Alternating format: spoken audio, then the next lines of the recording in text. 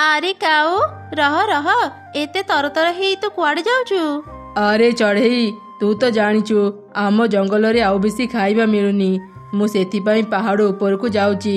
ମୁଁ ଶୁଣିଛି ସେଇଠି ଗୋଟେ ବଡ଼ ସେଓ ଗଛ ଅଛି। ମୁଁ ସେ ସେଓ ଗଛ ପାଖକୁ ଯାଉଛି। ସେଠାରୁ କିଛି ସେଓ ଆଣି ଖାଇବି। ହେ ଭଗବାନ, କାଉ ତୁ ଏସବୁ କଣ କହୁଛୁ? ମୁଁ ତ ଶୁଣିଥିଲି ସେ ସେଓ ଗଛକୁ ଗୋଟେ ଶିଆଳ ଜଗିଛି। ତୁ ସେଠାକୁ ଯାନି, ନହେଲେ ଶିଆଳ ତତେ ଖାଇଦେବ। ଆରେ ଚଢ଼େଇ, ମୁଁ ନିଜ ଆଖିରେ ନ ଦେଖିଲା ଯାଏଁ କୌଣସି ଗୁଜବକୁ ବିଶ୍ୱାସ କରେନି। ତୁ ଏଇଠି ବସିଥା, ଦେଖ ମୁଁ ସେ ସେଓ ଗଛରୁ କେମିତି ସେଓ ନେଇକି ଫେରୁଛି। ଏମିତି କହି କାଉ ଝୁଡ଼ି ଧରି ପାହାଡ଼ ଉପରକୁ ଗଲା। କିଛି ସମୟ ପରେ ସେ ସେଇ ସେଓ ଗଛ ପାଖରେ ପହଞ୍ଚିଲା। ଆରେ ବା, ଏ ଗଛରେ ତ କେତେ ସେଓ ଫଳିଛି। ଏବେ ମୁଁ ପେଟ ପୁରା ସେଓ ଖାଇବି। ଆଉ କିଛି ସେଓ ଘରକୁ ନେଇଯିବି। କିଛି ଦିନ ମୋତେ ଆଉ ଖାଇବା ଖୋଜିବାକୁ ପଡ଼ିବନି। କାଉ ଏମିତି କହି କହି ଖୁସି ହେଉଥିବା ସମୟରେ ହଠାତ୍ ଏକ ଶିଆଳ ସେଠାକୁ ଚାଲି ଆସିଲା। ଏ କିଏ ରେ ତୁ? ମୋ ସେଓ ଗଛ ପାଖକୁ କାହିଁକି ଆସିଛୁ? କେବେ ବି ଏଠାକୁ ଚଢ଼େଇମାନେ ଆସନ୍ତିନି। କେତେ ଦିନ ହେଇଗଲାଣି ମୁଁ ଚଢ଼େଇ ମାଂସ ଖାଇନି। ଆଜି ମୁଁ ତତେ ମଜା କରି ଖାଇବି। ଆରେ ଆରେ, ଚଢ଼େଇ ତ ସତ କହୁଥିଲା। ଏ ସେଓ ଗଛକୁ ଏକ ଶିଆଳ ଜଗିଛି। ଏବେ ମୁଁ ଏ ଶିଆଳ ପାଖରୁ କେମିତି ରକ୍ଷା ପାଇବି? ଶୀଘ୍ର କିଛି ଉପାୟ ଚିନ୍ତା କରେ। ଆରେ ହଁ, ମୋତେ ଏକ ଉପାୟ ମିଳିଲା। ଶିଆଳ ଆଜ୍ଞା, ମୁଁ ଏଠାକୁ ସେଓ ନେବାକୁ ଆସିନି। ମୁଁ ତୁମ ସହ ସାଙ୍ଗ ହେବାକୁ ଆସିଛି। ତୁମେ ଯଦି ମୋ ସହ ସାଙ୍ଗ ହେବ, ତୁମେ ପ୍ରତ୍ୟେକ ଦିନ ଚଢ଼େଇଙ୍କୁ ଖାଇପାରିବ, ବୁଝିଲ? ତୋ ସହ ସାଙ୍ଗ ହେଲେ ମୁଁ ଚଢ଼େଇ ଖାଇପାରିବି। ହେଲେ କେମିତି? ମୋ କଥା ମନ ଦେଇ ଶୁଣ। ମୋତେ ଏ ଗଛରୁ ସେଓ ନେଇ ଯିବାକୁ ଦିଅ। ଚଢ଼େଇମାନେ ତୁମ ଭୟରେ ଏଠାକୁ ଆସୁନାହାନ୍ତି। ମୁଁ ସେଓ ନେଇ ତାଙ୍କ ପାଖକୁ ଯିବି। ସେଓ ଦେଖେଇ ମୁଁ ଚଢ଼େଇମାନଙ୍କୁ କହିବି ଏଠାରେ କିଛି ବି ଭୟ ନାହିଁ।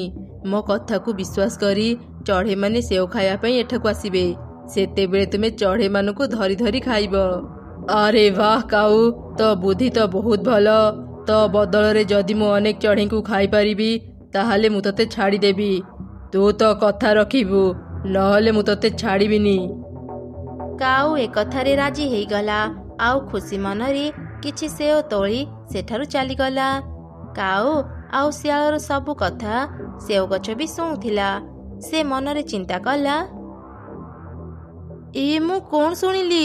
ଏଇ ଦୁଷ୍ଟ କାଉ ଚଢ଼େଇମାନଙ୍କ ଜୀବନ ବଦଳରେ ମୋ ପାଖରୁ ସେଓ ନେଇକି ଯାଉଛି। ମୁଁ କେବେ ବି ଏମିତି ହେବାକୁ ଦେବିନି। ଦୁଷ୍ଟ ଶିଆଳ ତାଙ୍କର କିଛି କ୍ଷତି କରିବା ପୂର୍ବରୁ ମୁଁ ଚଢ଼େଇମାନଙ୍କୁ ସବୁ କଥା କହିଦେବି, ଆଉ ତାଙ୍କ ଜୀବନ ରକ୍ଷା କରିବି। ସେପଟେ କାଉ ସେଓ ଧରି ନିଜ ଜଙ୍ଗଲକୁ ଆସିଲା।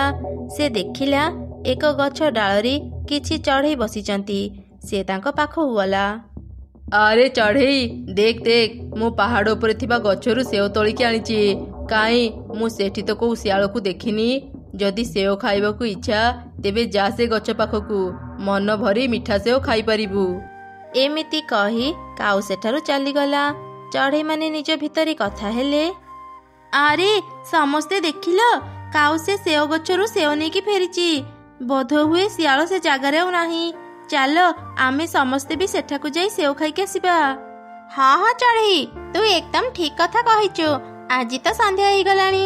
ସକାଳ ହେଉ ଆମେ ସମସ୍ତେ ସେଓ ଗଛ ପାଖକୁ ଯିବା, ଆଉ ମନ ଭରି ସେଓ ଖାଇବା। ଏମିତି କଥା ହେଇ ଚଢ଼େଇମାନେ ନିଜ ନିଜ ଘରକୁ ଫେରିଗଲେ। ସକାଳ ହେବା ପରେ ସବୁ ଚଢ଼େଇ ମିଶି ସେଓ ଗଛ ପାଖକୁ ଗଲେ। ଚଢ଼େଇମାନଙ୍କୁ ନିଜ ପାଖରେ ଦେଖି ସେଓ ଗଛଟି କହିଲା, ତମେ ମାନେ ଏଠାକୁ କାହିଁକି ଆସିଛ? ନିଶ୍ଚୟ ସେ ଦୁଷ୍ଟ କାଉର କଥାରେ ପଡ଼ି ଏଠାକୁ ଆସିଛ ନା?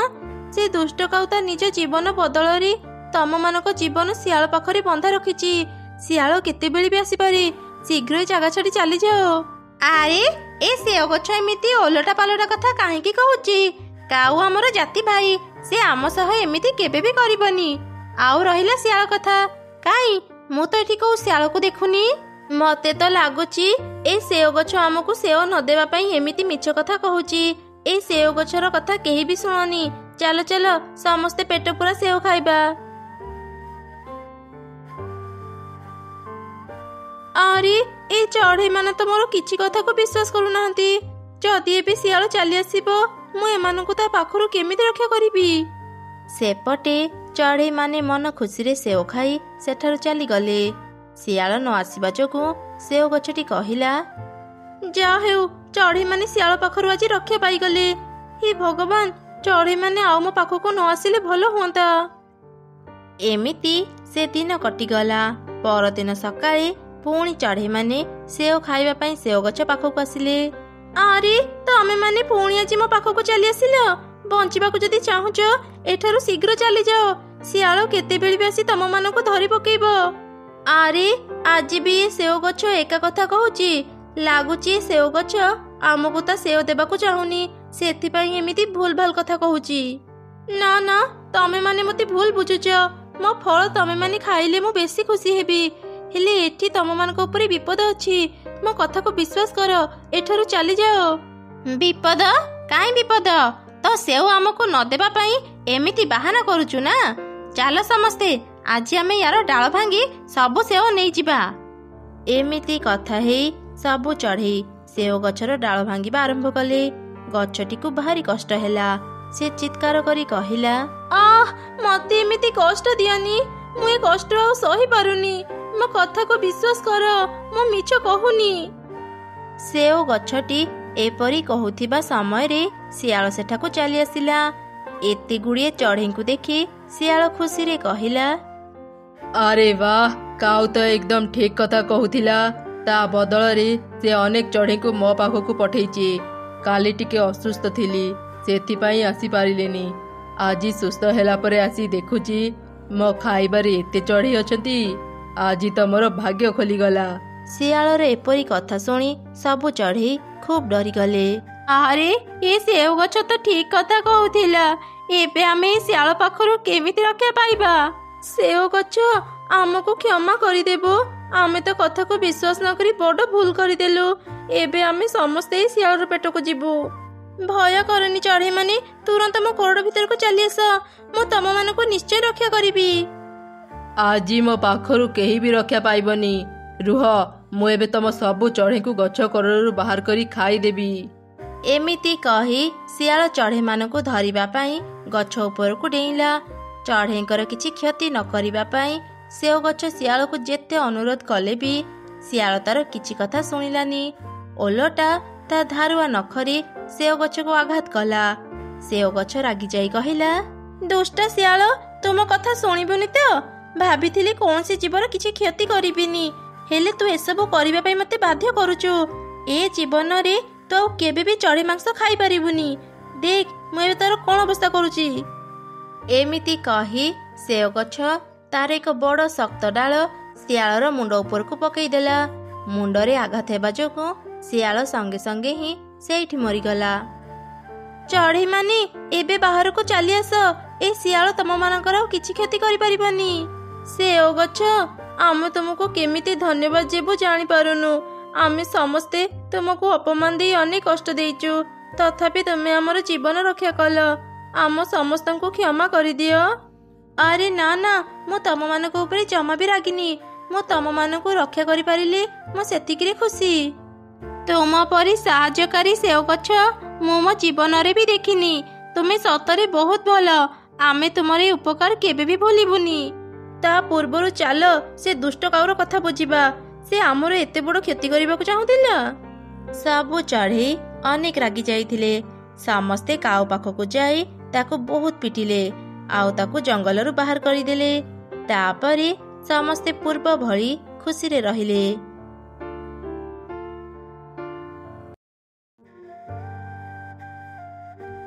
ଆରେ ଶୁଣୁଛ, ମୁଁ ଆଜି ନଦୀ ପାଖରୁ ଏ ସୁନା ମୁଦି ପାଇଲି।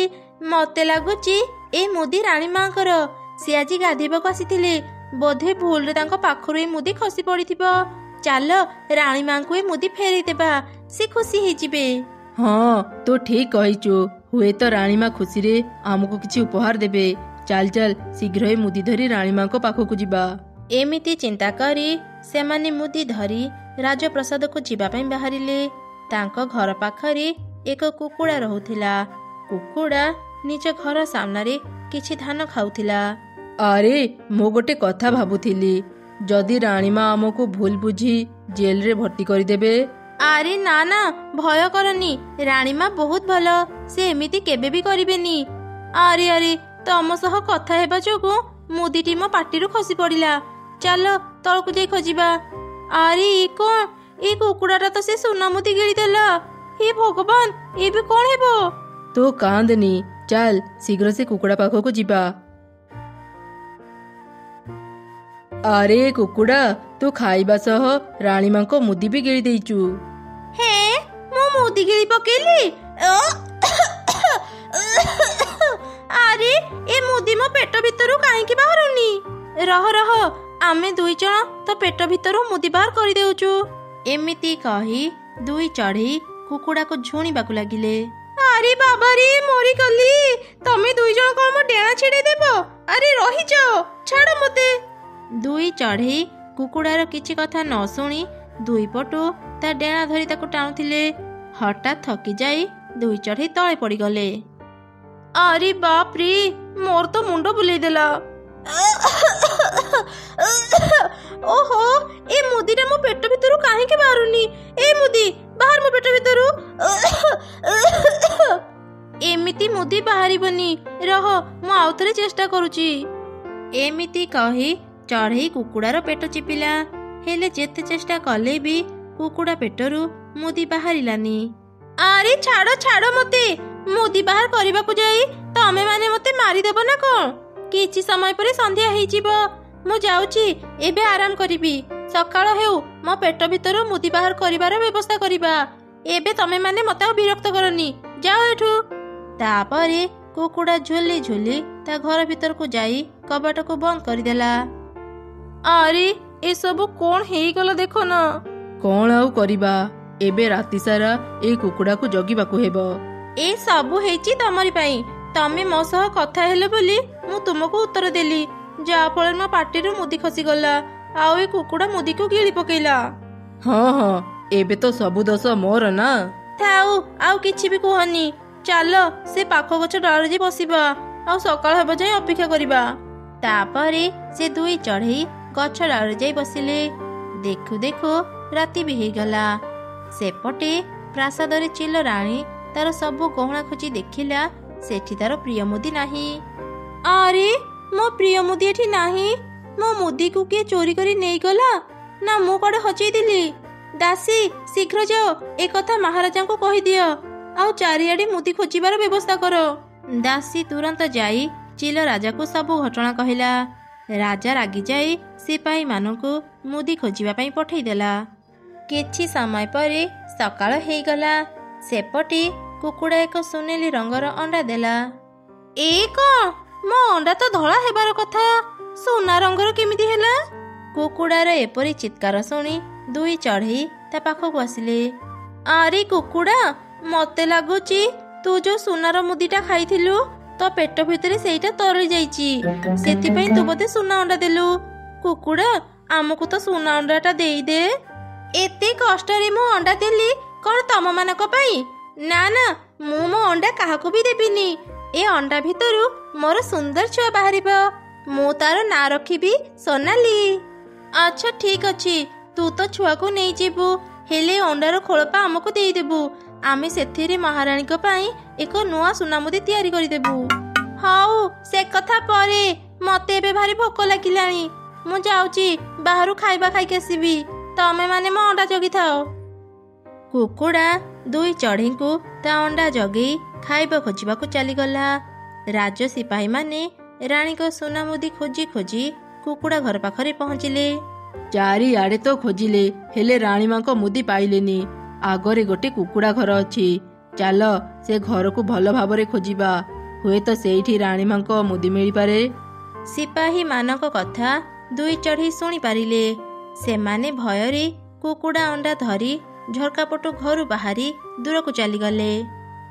ଆମେ ସେଠାରୁ ପଳେଇ ଆସି ବହୁତ ଭଲ କଲେ। ଯଦି ସିପାହୀମାନେ ଧରି ପକେଇଥାନ୍ତେ ନା, ଆମକୁ ମାରି ଦେଇଥାନ୍ତେ। ଆମେ ତ କୁକୁଡ଼ା ଅଣ୍ଡା ନେଇ ଆସିଲେ, ଏବେ କୁକୁଡ଼ା ଆମକୁ ନିଶ୍ଚୟ ଭୁଲ ବୁଝିବ। ଦୁଇ ଚଢ଼େଇ ଅଣ୍ଡାକୁ ତଳେ ରଖି କଥା ହେଉଥିଲେ। ହଠାତ୍ ଏକ ଅଜଣା ଛୋଟ ଛଡ଼ି ଛୁଆ ଉଡ଼ି ଆସି ତଳେ ଥିବା ଅଣ୍ଡାକୁ ଧରି ସେଠାରୁ ଉଡ଼ି ଚାଲିଗଲା। ଦୁଇ ଚଢ଼େଇ ବି ତାର ପଛା କଲେ।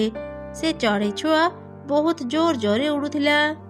ଆରେ ଛୁଆ, ରହିଯା, ଆମକୁ ସେ ସୁନା ଅଣ୍ଡା ଦେଇଦେ। ତୋର ଯାହା ଦରକାର ଆମେ ତତେ ସବୁ ଦେବୁ। ସେ ସୁନା ଅଣ୍ଡାର କିଛି କ୍ଷତି କରିନି, ଆମକୁ ସେ ଅଣ୍ଡା ଫେରେଇ ଦେ। ଆରେ ଟିକେ ରହିଯା।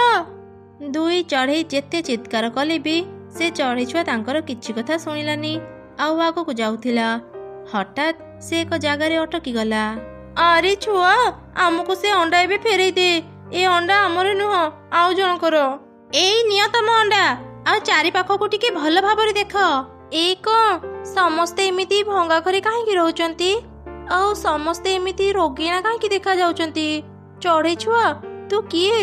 ଆମକୁ କାହିଁକି ଏଠାକୁ ନେଇ ଆସିଲୁ? ଏ ଜଙ୍ଗଲରେ ମରୁଡ଼ି ପଡ଼ିଛି, କାହା ପାଖରେ ବି ଭଲ ଖାଇବା ନାହିଁ। ମୋ ବାପା ଏ ଜଙ୍ଗଲର ମୁଖିଆ ଥିଲେ। ସେ ଚିଲ ରାଜାଙ୍କୁ ସାହାଯ୍ୟ ମାଗିବାକୁ ଯାଇଥିଲେ, ହେଲେ ଚିଲ ରାଜା ତାଙ୍କର କିଛି କଥାକୁ ବିଶ୍ୱାସ କଲେ ନାହିଁ। କିଛି ଦିନ ତଳେ ଏକ ରୋଗରେ ପଡ଼ି ମୋ ବାପା ଏ ଦୁନିଆରୁ ଚାଲିଗଲେ। ଏଠାକୁ ଜଙ୍ଗଲର ଅନ୍ୟ ଚଢ଼େଇମାନେ ନ ଆସିବା ଯୋଗୁଁ ଆମ ଅବସ୍ଥା କଥା କେହି ବି ଜାଣିପାରୁନାହାନ୍ତି। ତୁମେ ଦୁଇ ଜଣ ତ ସେଇ ଜଙ୍ଗଲରେ ରୁହ ଯୋଉ ଜଙ୍ଗଲରେ ଚିଲ ରାଜା ରହୁଛନ୍ତି। ତମେମାନେ ଯଦି ଆମ କଥା ରାଜାଙ୍କୁ କହିବ, ସେ ନିଶ୍ଚୟ ତମ କଥାକୁ ବିଶ୍ୱାସ କରିବେ, ଆଉ ଆମ ପରି ଗରିବଙ୍କୁ ସାହାଯ୍ୟ କରିବେ। ଆମ ବିଷୟରେ ଜଣିବା ପାଇଁ ହିଁ ମୁଁ ତୁମ ଦୁଇ ଜଣଙ୍କୁ ଏଠାକୁ ନେଇ ଆସିଥିଲି। ତୁମ ଜଙ୍ଗଲରେ ତ ଅନେକ ଖାଇବା ଅଛି, ଦୟାକରି ଆମକୁ ଟିକେ ସାହାଯ୍ୟ କର। ଆରେ ଛୁଆ, ତୁ ଜମା ବି ବ୍ୟସ୍ତ ହେନି, ଆମେ ନିଶ୍ଚୟ ଏକଥା ରାଜାଙ୍କୁ କହିବୁ। ଏବେ ଆମେ ଯାଉଛୁ। ତାପରେ ଦୁଇ ଚଢ଼େଇ ଅଣ୍ଡା ଧରି କୁକୁଡ଼ା ପାଖକୁ ଆସିଲେ। ଏଇ ତମେ ଦୁଇ ଜଣ ମୋ ଅଣ୍ଡା ଧରି କୁଆଡ଼େ ଚାଲି ଯାଇଥିଲ? ନା ନା, କୁଆଡ଼େ ବି ନୁହଁ, ଏଇ ପାଖକୁ ଯାଇଥିଲୁ। ଏଇ ନେ କୁକୁଡ଼ା, ତ ଅଣ୍ଡା। ମୋ ସୁନା ଅଣ୍ଡା, ମାକୁ ଛାଡ଼ି କିଏ କ'ଣ କୋଉଠିକି ଯାଏ? ଆରେ ମତେ କ'ଣ ବାନ୍ତି ବାନ୍ତି ଲାଗୁଛି? ଆରେ ଏଇ ତ ସେ ସୁନାମୁଦି, ଏକଦମ ଠିକ ଅଛି। କୁକୁଡ଼ା, ତ ପେଟ ଭିତରେ ସୁନାମୁଦି ତରଳିନି, ତାହେଲେ ତୁ ସୁନା ଅଣ୍ଡା କେମିତି ଦେଲୁ? କଥା କ'ଣ କି, ମୁଁ ପ୍ରତ୍ୟେକ ରାତିରେ କ୍ଷୀରରେ ହଳଦୀ ମିଶେଇ ପିଏ। କାଲି ରାତିରେ ମୁଁ କ୍ଷୀରରେ ଟିକେ ଅଧିକା ହଳଦୀ ପକେଇ ଦେଇଥିଲି, ସେଥିପାଇଁ ବୋଧେ ଏ ଅଣ୍ଡାର ରଙ୍ଗ ଏମିତି ହେଇଯାଇଥିବ। ହେଁ, କ'ଣ ହେଲା? ଏଇଟା ଗୋଟେ ସାଧାରଣ ଅଣ୍ଡା। ଏଇ ଅଣ୍ଡାକୁ ଧରି ଆମେ ଏତେ ଦୂରରୁ ବୁଲି ଆସିଲୁ। ସେ ଯାହା ବି ହେଉ, ଆମେ ଅନ୍ୟମାନଙ୍କ ଅସୁବିଧା କଥା ଜାଣିପାରିଲୁ। ଚାଲ ଚାଲ, ଏବେ ତାଙ୍କୁ ସାହାଯ୍ୟ କରିବା। ତାପରେ ଦୁଇ ଚଢ଼େଇ ମୁଦି ଧରି ରାଜାରାଣୀଙ୍କ ପାଖକୁ ଗଲେ। ମୁଦି ଦେଇ ସେମାନେ ତାଙ୍କୁ ସବୁ ଘଟଣା କହିଲେ। ନିଜ ପ୍ରିୟ ମୁଦିକୁ ଫେରି ପାଇ ରାଣୀ ଖୁବ୍ ଖୁସି ହେଇଗଲା। ଜଙ୍ଗଲର ଏକ ପାଖରେ ମରୁଡ଼ି ପଡ଼ିବା କଥା ଜାଣି ଚିଲ ରାଜା ସଙ୍ଗେ ସଙ୍ଗେ ସେଠାକୁ କିଛି ସିପାହୀଙ୍କୁ ପଠେଇଲା, ଆଉ ତାଙ୍କୁ ଖାଇବା ଦେଇ ସାହାଯ୍ୟ କଲା। କିରେ ବତକ, ତ ଅଣ୍ଡା ଦୁଇଟା ତ ବେଶ ବଢ଼ିଆ ଦେଖାଯାଉଛି। ମତେ ଶୀଘ୍ର ତ ଅଣ୍ଡା ଦେଇଦେ। ତ ଅଣ୍ଡା ଖାଇସାରିଲା ପରେ ମୁଁ ଆଉ ଜଣଙ୍କ ଅଣ୍ଡା ଖାଇବାକୁ ଯିବି। ଦେ ଦେ, ଶୀଘ୍ର ତ ଅଣ୍ଡା ମତେ ଦେଇଦେ।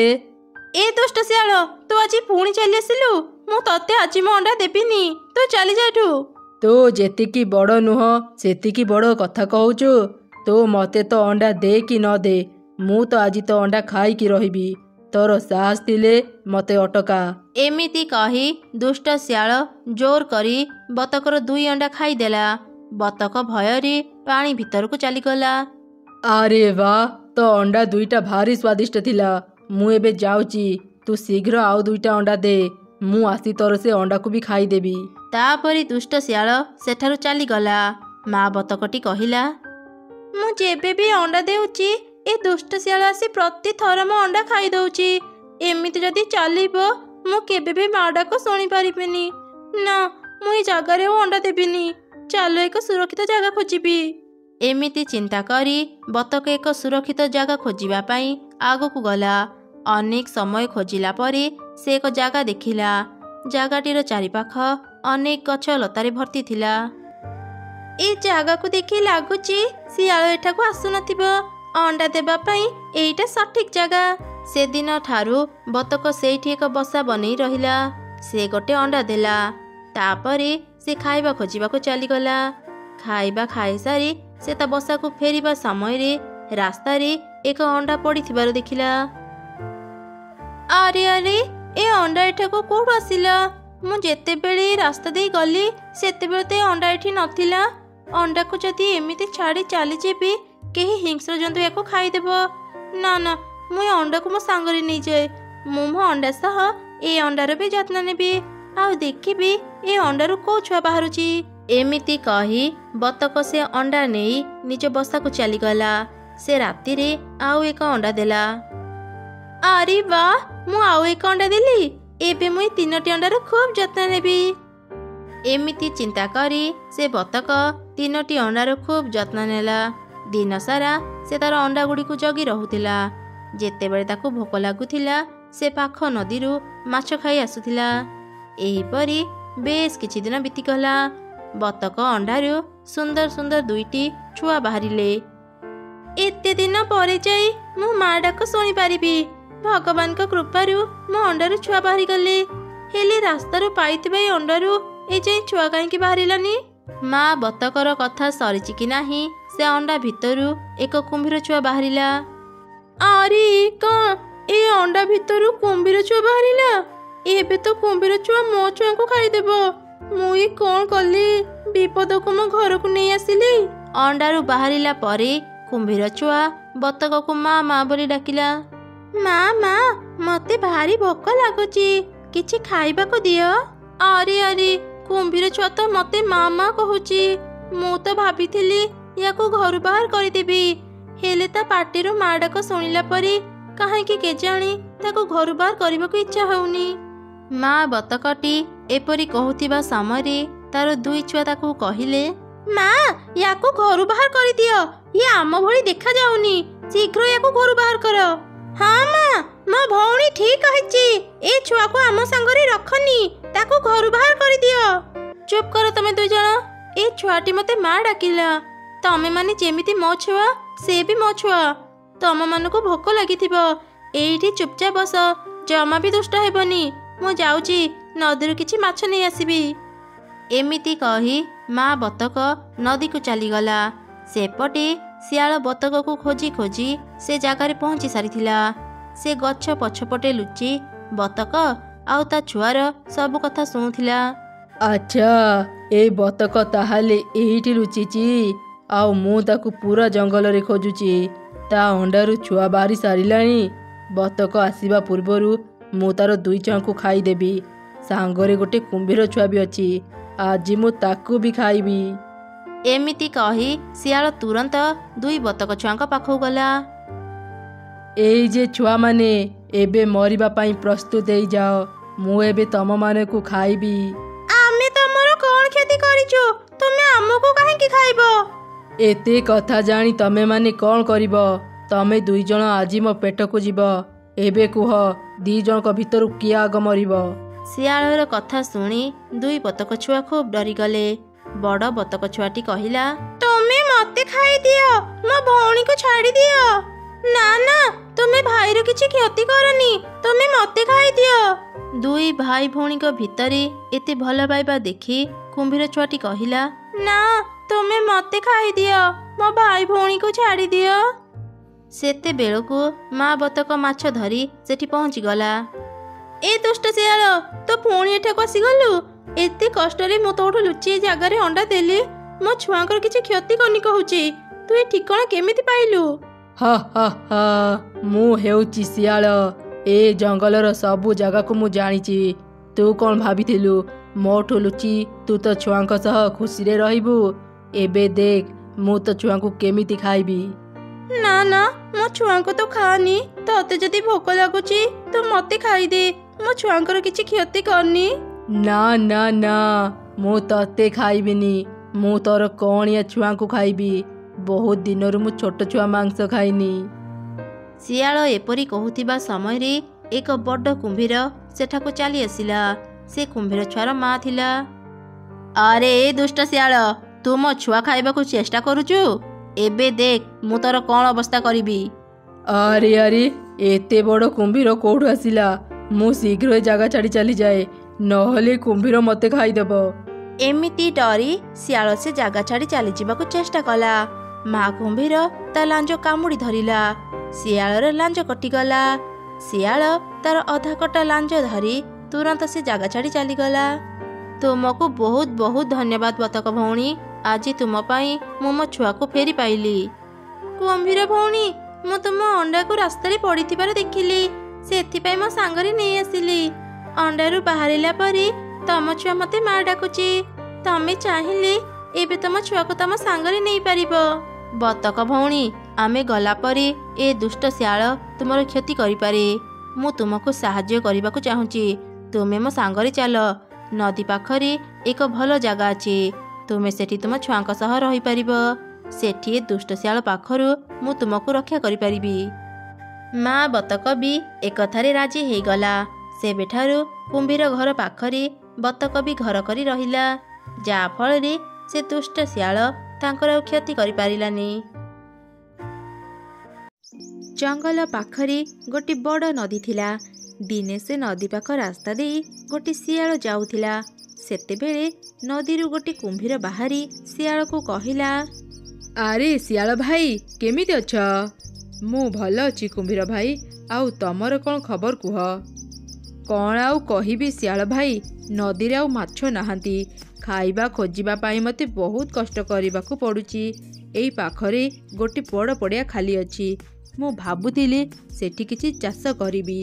ସେମିତି ହେଲେ ମୋତେ ଆଉ ଖାଇବା ଖୋଜିବା ପାଇଁ ଏତେ କଷ୍ଟ କରିବାକୁ ପଡ଼ିବନି।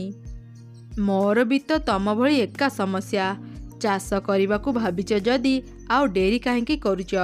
ଆସ ସାଙ୍ଗ ହେଇ ଚାଷ କରିବା, ଆଉ ଫସଲ ଅଧା ଅଧା ଭାଗ କରିନେବା।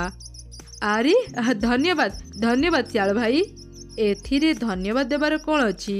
ମୁଁ କେବେ ବି ଭାବିନଥିଲି ତୁମେ ଏତେ ଶୀଘ୍ର ଚାଷ କରିବା ପାଇଁ ରାଜି ହେଇଯିବ। ହଉ ଚାଲ ଯିବା।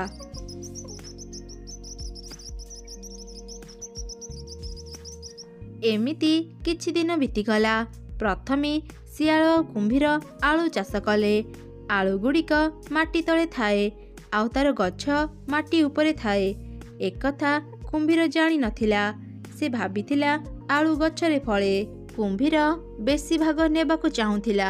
ସେ ଶିଆଳକୁ ଠକିବା ପାଇଁ ତାକୁ କହିଲା, ଆରେ ଶିଆଳ, ଚାଷ ତ ସରିଗଲା, ହେଲେ ଭାଗ ମୁଁ କରିବି। ହଁ ହଁ କୁହ, ତୁମେ କେମିତି ଭାଗ କରିବ? ତୁମେ ଯାହା କହିବ ତାହା ହିଁ ହେବ। ମୁଁ ଗଛର ଆଗ ଭାଗଟା ନେବି, ଆଉ ତୁ ଗଛର ତଳ ଭାଗଟା ନେବୁ। ଆଚ୍ଛା ଆଚ୍ଛା ଠିକ୍ ଅଛି, ମୁଁ ଏଥିରେ ରାଜି। ଯେମିତି ଆଳୁ ଗଛ ବଡ଼ ହେଇଗଲା, କୁମ୍ଭୀର ସବୁ ଗଛର ଉପର ଭାଗକୁ କାଟି ତା ପିଠିରେ ବୋହି ଘରକୁ ନେଇଗଲା। ଘରେ ପହଞ୍ଚିଲା ପରେ ସେ ସବୁ ଗଛ ଗୁଡ଼ିକୁ ଭଲ ଭାବରେ ଦେଖିଲା। ସେଠାରେ ଗୋଟେ ବି ଆଳୁ ନଥିଲା। ଆରେ ଏଠି ତ ଗୋଟେ ବି ଆଳୁ ନାହିଁ। ଶିଆଳ କ'ଣ କରୁଛି ଦେଖିକି ଆସେ।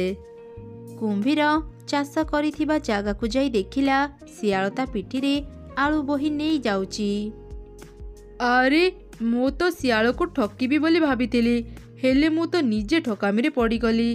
ହଉ କିଛି କଥା ନାହିଁ, ଆର ଥରକୁ ମୁଁ ଆଉ ଏ ଭୁଲ କରିବିନି।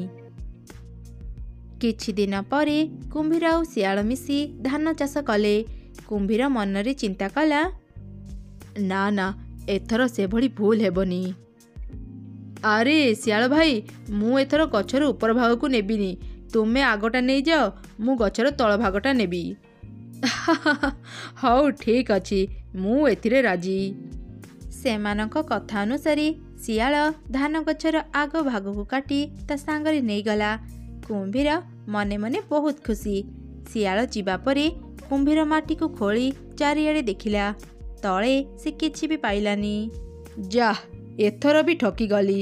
ସେ ଶିଆଳଟା କେତେ ଦୁଷ୍ଟ, ମୋତେ କିଛି ବି କହୁନି। ସବୁଥର ଫସଲ ଏକା ନେଇଯାଉଛି। ନା ନା, ଏଥର କିନ୍ତୁ ଆଉ ଠକାମିରେ ପଡ଼ିବିନି। ଏଥର ମୁଁ ଗଛର ଆଗ ଭାଗଟା ନେବି, ତାପରେ ଦେଖିବି କିଏ କାହାକୁ ଠକିବ।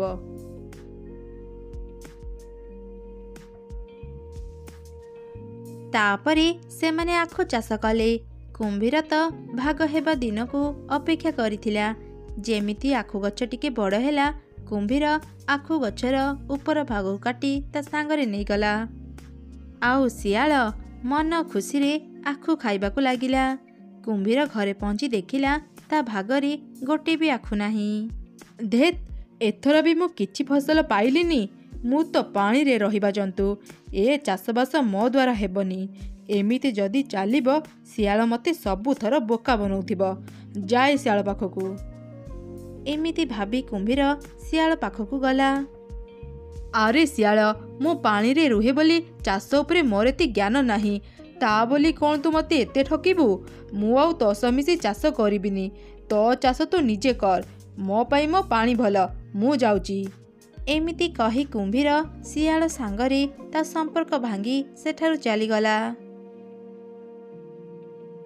ଏକ ଘଞ୍ଚ ଜଙ୍ଗଲ ଭିତରେ ଥିଲା ଗୋଟିଏ ଛୋଟ ପୋଖରୀ।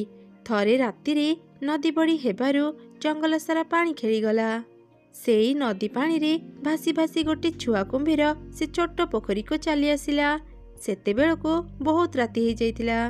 ଦିନ ସାରା ବୁଲି ବୁଲି ମୁଁ ବହୁତ ଥକି ଯାଇଛି। ଜାଗାଟା ଦେଖିବାକୁ ଏତେ ଖରାପ ନୁହଁ। ଆଜି ରାତି ମୁଁ ଏଠାରେ ଶୋଇପଡ଼େ, ସକାଳେ ଘରକୁ ଚାଲିଯିବି। ଏମିତି କହି କୁମ୍ଭୀର ଛୁଆ ସେଇ ପୋଖରୀରେ ଶୋଇପଡ଼ିଲା। ରାତିରେ ପାଣି କମିଗଲା, ଯାହାଫଳରେ ନଦୀ ସାଙ୍ଗରେ ପୋଖରୀର କିଛି ସଂଯୋଗ ରହିଲାନି। କୁମ୍ଭୀର ଛୁଆ ସକାଳେ ଉଠି ଦେଖିଲା ସେ ଗୋଟିଏ ପୋଖରୀ ଭିତରେ ଅଛି, ହେଲେ ସେଠି ଆଗ ଭଳି ଆଉ ପାଣି ନଥିଲା। କୁମ୍ଭୀର ଛୁଆ ପୋଖରୀରୁ ବାହାରିବା ପାଇଁ ବହୁତ ଚେଷ୍ଟା କଲା, ହେଲେ ପାରିଲାନି। ଶେଷରେ ଥକି ଯାଇ କୁମ୍ଭୀର ଛୁଆ ଜୋର ଜୋରି କାନ୍ଦିଲା। କୁମ୍ଭୀରର କାନ୍ଦଣା ଶୁଣି ପାଖରେ ଥିବା ଗୋଟେ ବେଙ୍ଗ ତା ପାଖକୁ ଆସିଲା। ତୁ କିଏ? ଏମିତି କାନ୍ଦୁଛୁ କ'ଣ ପାଇଁ? ମୁଁ ବଡ଼ ନଦୀରେ ରୁହେ। କାଲି ପାଣିରେ ଭାସି ଭାସି ମୁଁ ଏଠାକୁ ଚାଲି ଆସିଛି, ହେଲେ ଆଜି ସକାଳେ ଦେଖୁଛି ଏଠି ପାଣି ନାହିଁ। ମୁଁ ଏ ପୋଖରୀ ଭିତରୁ ବାହାରିବାକୁ ଚେଷ୍ଟା କରୁଛି, ହେଲେ ପାରୁନି। ମୁଁ ମୋ ଘରକୁ କେମିତି ଫେରିବି ଜାଣିପାରୁନି। ଓହୋ, ଏମିତି କଥା। ବେଳେ ବେଳେ ବଡ଼ ନଦୀର ପାଣି ଏ ଜଙ୍ଗଲକୁ ଚାଲି ଆସେ, ହେଲେ କିଛି ସମୟ ପରେ ହିଁ ପୁଣି ପାଣି କମିଯାଏ। ବଡ଼ ନଦୀର ପାଣି ଏପଟକୁ ଆସିବା ଯାଏ ତତେ ଅପେକ୍ଷା କରିବାକୁ ପଡ଼ିବ। ତାପରେ ଯାଇ ତୁ ସେ ପାଣିରେ ତ ଘରକୁ ଫେରି ପାରିବୁ। ପାଣି ଆସିବା ପର୍ଯ୍ୟନ୍ତ ମୁଁ ଏଠାରେ ଅପେକ୍ଷା ତ କରିପାରିବି, ହେଲେ ମୋ ବାପା ମା ମୋତେ ଘରେ ନ ପାଇ ବହୁତ ଚିନ୍ତା କରିବେ। ମୁଁ ଏଠାକୁ ଚାଲି ଆସିବା କଥା ସେମାନେ ଜମା ବି ଜାଣିନାହାନ୍ତି। ଏଥିପାଇଁ ତୁ ଜମାରୁ ଚିନ୍ତା କରନି। ଆମ ଜଙ୍ଗଲରେ ଗୋଟେ ଟିକି ଚଢ଼େଇ ଅଛି, ସେ ତ ବିଷୟରେ ତ ବାପା ମାଙ୍କୁ ଖବର ଦେଇଦେବ।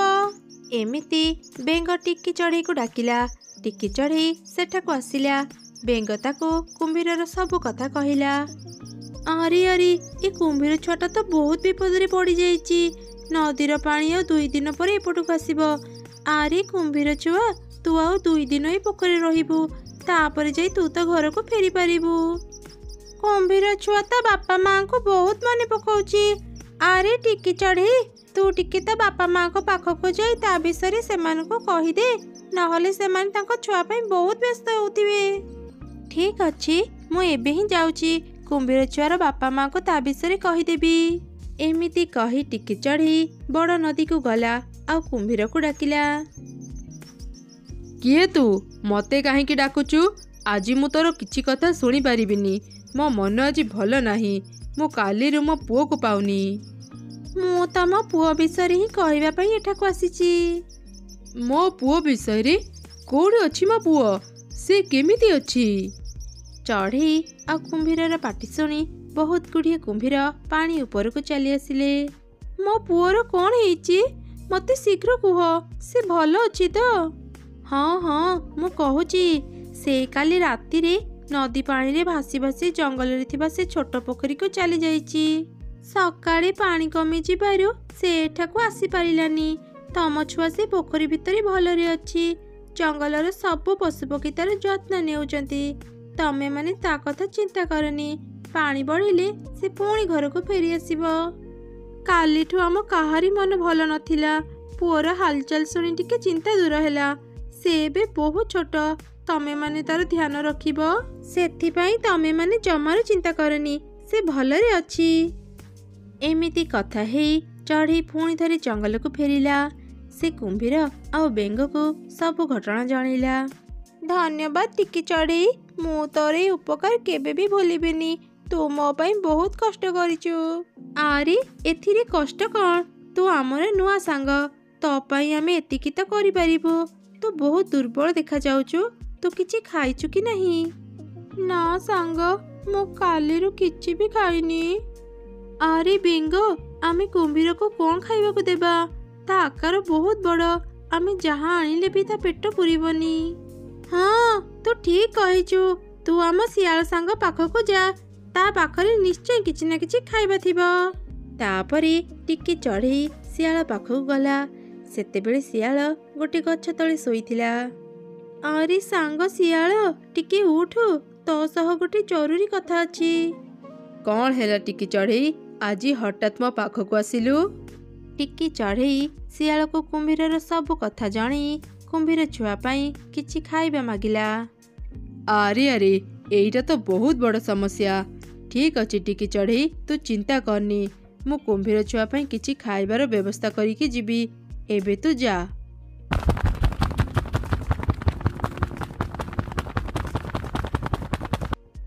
ଏମିତି କହି ଶିଆଳ ତା ଘରକୁ ବାହାରିଲା। ସେ ଶିଆଳଟା ଥିଲା ବହୁତ ଦୁଷ୍ଟ। ରାସ୍ତାରେ ଯିବା ସମୟରେ ସେ ମନରେ ଚିନ୍ତା କଲା, କୁମ୍ଭୀର ଛୁଆ ମାଂସ ଯଦି ଥରେ ଖାଇବାକୁ ମିଳନ୍ତା କେତେ ଭଲ ଲାଗନ୍ତା। କେତେ ଦିନରୁ ମୁଁ କୁମ୍ଭୀର ମାଂସ ଖାଇନି। ଯେମିତି ବି ହେଉ ମୁଁ ସେ କୁମ୍ଭୀର ଛୁଆ ମାଂସ ଖାଇବି।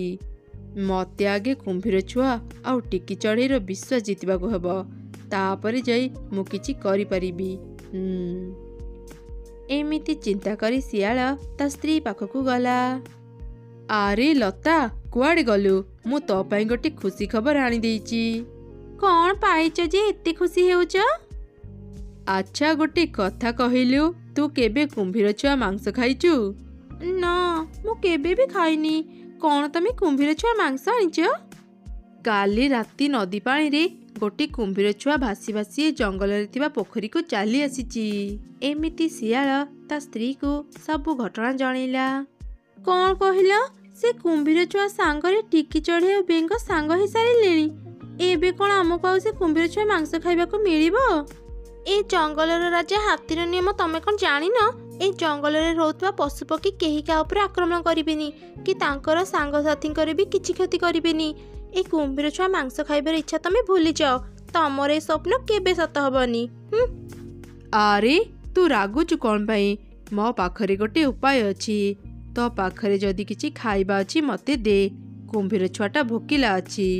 ମୁଁ ତାକୁ ଖାଇବା ଦେଇ ତାର ଆଉ ଅନ୍ୟମାନଙ୍କର ବିଶ୍ୱାସ ଜିତିନିଏ। ତାପରେ ମୁଁ ସମସ୍ତଙ୍କୁ କହିବି କୁମ୍ଭୀର ଛୁଆକୁ ମୁଁ ମୋ ପିଠିରେ ବସେଇ ବଡ଼ ନଦୀରେ ଛାଡ଼ିଦେବି। ଯେମିତି ସେ କୁମ୍ଭୀର ଛୁଆ ମୋ ସାଙ୍ଗରେ ଆସିବ, ଆମେ ତାକୁ ମାରି ଖାଇଦେବା। କେହି ବି ଜାଣିପାରିବେନି, ଆଉ ଆମ ଉପରେ କେହି ସନ୍ଦେହ କରିବେନି। ଆରେ ତମର କେତେ ବୁଦ୍ଧି କି ହୋ! ମୋ ପାଖରେ କିଛି ମାଂସ ଅଛି। ତମେ ଏସବୁ ନେଇ ସେ କୁମ୍ଭୀର ଛୁଆକୁ ଖାଇବାକୁ ଦିଅ, ତାପରେ ତ ଆମେ ତାକୁ ଖାଇବା। ଏମିତି ଶିଆଳ କିଛି ମାଂସ ଧରି କୁମ୍ଭୀର ଛୁଆ ପାଖକୁ ଗଲା। ଶିଆଳ ଆଉ ତାର ସ୍ତ୍ରୀ ଯେତେବେଳେ କଥା ହେଉଥିଲେ, ତାଙ୍କର ସବୁ କଥା ପାଖ ଗଛରେ ଥାଇ ଗୋଟେ ଛୋଟ ଚଢ଼େଇ ଶୁଣୁଥିଲା। ସେ ତୁରନ୍ତ ହାତୀ ରାଜାଙ୍କ ପାଖକୁ ଗଲା ଆଉ ତାଙ୍କୁ ସବୁ ଘଟଣା ଜଣେଇଲା। ଆରେ ସେ ଶିଆଳଟା ଏତେ ଦୁଷ୍ଟ! ମୁଁ ଥାଉ ଥାଉ ଏ ଜଙ୍ଗଲରେ କାହାର ବି କିଛି କ୍ଷତି ହେବାକୁ ଦେବିନି। ଚାଲ ସେଠାକୁ ଯିବା। ସେପଟେ ଶିଆଳ ମାଂସ ନେଇ କୁମ୍ଭୀର ଛୁଆକୁ ଖାଇବାକୁ ଦେଲା। ତମ ସମସ୍ତଙ୍କୁ ବହୁତ ଧନ୍ୟବାଦ। କାଲିରୁ ମୁଁ କିଛି ଖାଇନଥିଲି, ମତେ ବହୁତ ଭୋକ ଲାଗୁଥିଲା। ଏବେ ଖାଇବା ଖାଇ ମତେ ଟିକେ ଭଲ ଲାଗିଲା। ଆମ ଜଙ୍ଗଲରେ ଯିଏ ବି କିଛି ବିପଦରେ ପଡ଼େ, ଆମେ ସମସ୍ତେ ମିଶି ତାକୁ ସାହାଯ୍ୟ କରୁ। ତୁ ଚିନ୍ତା କରନି, ତୁ ଆଉ 2 ଦିନ ଅପେକ୍ଷା କର, ତାପରେ ତୁ ଏଠାରୁ ଚାଲିଯିବୁ। 2 ଦିନ ପରେ? ହେଲେ କେମିତି? ଆଉ 2 ଦିନ ପରେ ନଦୀର ପାଣି ପୁଣି ଏପଟକୁ ଆସିବ। ତାପରେ କୁମ୍ଭୀର ଛୁଆ ସେ ନଦୀ ପାଣିରେ ତା ଘରକୁ ଫେରିଯିବ। ଆଚ୍ଛା ଆଚ୍ଛା, ହେଲେ 2 ଦିନ ପର୍ଯ୍ୟନ୍ତ କାହିଁକି ଅପେକ୍ଷା କରିବ? ତମେମାନେ ଯଦି ରାଜି ହେବ, ମୁଁ ଆଜି ହିଁ କୁମ୍ଭୀର ଛୁଆକୁ ପିଠିରେ ବସେଇ ବଡ଼ ନଦୀରେ ନେଇ ଛାଡ଼ିଦେବି। ଶିଆଳର ଏମିତି କଥା ଶୁଣି କୁମ୍ଭୀର ସହିତ ଟିକି ଚଢ଼େଇ ଆଉ ବେଙ୍ଗ ବହୁତ ଖୁସି ହେଇଗଲେ। ଆରେ ଶିଆଳ, ଏଇଟା ତ ବହୁତ ଭଲ କଥା। ତାହେଲେ ଆଉ ଡେରି କରନି, ତୁ ଶୀଘ୍ର ଏଇ କୁମ୍ଭୀର ଛୁଆକୁ ନେଇ ତା ଘରେ ପହଞ୍ଚେଇ ଦେ। ହଁ ହଁ, କାହିଁକି ନୁହଁ, ମୁଁ ମୋ ସ୍ତ୍ରୀକୁ ବି ଡାକି ଆଣୁଛି। ଆମେ 2 ଜଣ ମିଶିଲେ ତାକୁ ଶୀଘ୍ର ତା ଘରକୁ ନେଇଯିବୁ। ଏମିତି କହି ଶିଆଳ ତା ଘରକୁ ଗଲା। ଅନ୍ୟମାନେ ବି ନିଜ ନିଜ କାମରେ ସେଠାରୁ ଚାଲିଗଲେ। କୁମ୍ଭୀର ଛୁଆଟି ଖାଇଥିବା ଯୋଗୁଁ ତାକୁ ନିଦ ଲାଗିଲା। ସେ କିଛି ସମୟ ପାଇଁ ଶୋଇପଡ଼ିଲା। ସେତେବେଳେ ଶିଆଳର ଛୁଆ ଗୋଟେ ପ୍ରଜାପତିକୁ ଧରିବା ପାଇଁ ତା ପଛରେ ଦୌଡ଼ୁଥିଲା। ଦୌଡ଼ୁ ଦୌଡ଼ୁ ସେ ସେଇ ପୋଖରୀରେ ପଡ଼ିଗଲା। ଶିଆଳ ଛୁଆଟି ପୋଖରୀରୁ ବାହାରି ପାରିଲାନି। ସେ କାନ୍ଦିବାକୁ ଲାଗିଲା। ଶିଆଳ ଛୁଆର କାନ୍ଦ ଶୁଣି କୁମ୍ଭୀର ଛୁଆର ନିଦ ଭାଙ୍ଗିଗଲା। ସେ ଠେଲି ଠେଲି ଶିଆଳ ଛୁଆକୁ ପୋଖରୀରୁ ବାହାର କରିଦେଲା। ସେମାନଙ୍କ ପାଟିତୁଣ୍ଡ ଶୁଣି ଜଙ୍ଗଲର ସବୁ ପଶୁପକ୍ଷୀ ସେଠାରେ ଜମା ହେଇଗଲେ। ହାତୀ ରାଜା ବି ସେଠାରେ ପହଞ୍ଚିଗଲା। ଶିଆଳର ଛୁଆ ଶିଆଳକୁ ସବୁ ଘଟଣା ଜଣେଇଲା। ଦେଖିଲୁ ତ ଶିଆଳ, ତୁ କୁମ୍ଭୀର ଛୁଆକୁ ଖାଇବା ପାଇଁ ଯୋଜନା କରିଥିଲୁ, ସେଇ କୁମ୍ଭୀର ଛୁଆ ତୋ ଛୁଆର ଜୀବନ ବଞ୍ଚେଇଲା। ଏମିତି ଶୁଣି ଶିଆଳ ତା ଭୁଲ ବୁଝିପାରିଲା। ସେ ଅନ୍ୟମାନଙ୍କୁ ଆଉ କୁମ୍ଭୀର ଛୁଆକୁ କ୍ଷମା ମାଗିଲା। 2 ଦିନ ପରେ ପୁଣି ଥରେ ନଦୀ ପାଣି ଜଙ୍ଗଲକୁ ଆସିଲା। କୁମ୍ଭୀର ଛୁଆ ସେ ନଦୀ ପାଣିରେ ଭାସି ଭାସି ତା ଘରକୁ ଫେରିଗଲା। ସେ ତା ବାପା ମାଙ୍କୁ ଭେଟି ବହୁତ ଖୁସି ହେଲା। ଦୂର ଏକ ଜଙ୍ଗଲ ଭିତରେ ବିଭିନ୍ନ ପ୍ରକାରର ଚଢ଼େଇ ରହୁଥିଲେ। ଗୋଟିଏ ବଡ଼ ଗଛ ଡାଳରେ ମଣ୍ଟୁ ଆଉ ମିନୁ ନାମରେ 2ଟି ଚଢ଼େଇ ନିଜର ଏକ ସୁନ୍ଦର ଘର କରି ରହୁଥିଲେ। ତାଙ୍କର ଛୋଟ ଛୋଟ 2ଟି ଛୁଆ। ମିନୁ ଚଢ଼େଇ ବହୁତ ଚାଲାକ ଆଉ ପରିଶ୍ରମୀ ଥିଲା, ହେଲେ ତା ସ୍ୱାମୀ ମଣ୍ଟୁ ଚଢ଼େଇ ଥିଲା ବହୁତ ଅଳସୁଆ।